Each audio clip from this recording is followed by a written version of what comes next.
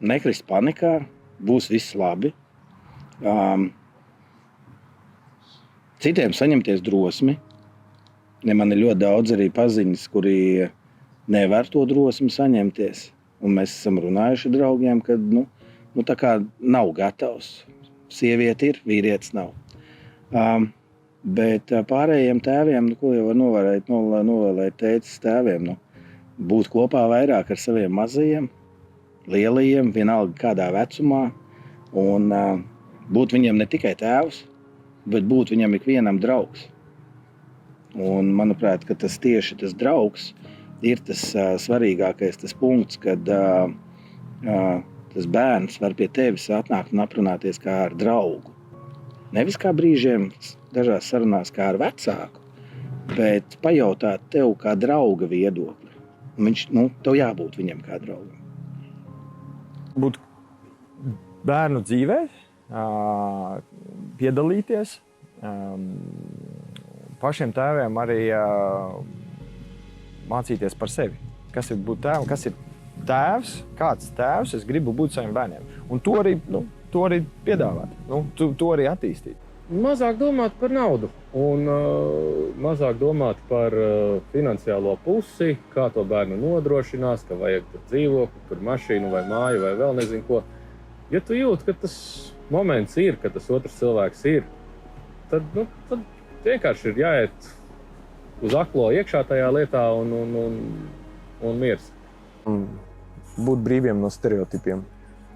No tiem stereotipiem, kurus mums, es teiktu, reklamē augām dienām. No sākuma karjera, sākuma izglītība, no sākuma viss, un tad tu vari domāt par bērniem.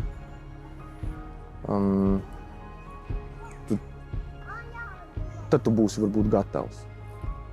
Ir viens, bet tu nekad nebūsi gatavs. Tu nekad nebūsi pilnībā gatavs bērnam. Tu nekad nebūsi gatavs tam, kad kāds aiziet no tavas ģimenes tai saulē. Tu nekad nekam neesi gatavs. Un pasaulē notiek daudzas lietas, kurām tu nespēji izsekot līdzi, kuras notiek spontāni. Vienkārši dzīvo. Izkāpt ārā no tās kastes. Mēs domājam tā lineāri diezgan. Mums ir uzdevums aiz uzdevumu, bet tas, ko mēs vēlamies patiešām, par to mēs aizmirstam. Protams, pie tā ir jāstrādā, bet izkāpt no stereotipiem, kastes un dzīvot tā, kā tu esi iecerējis.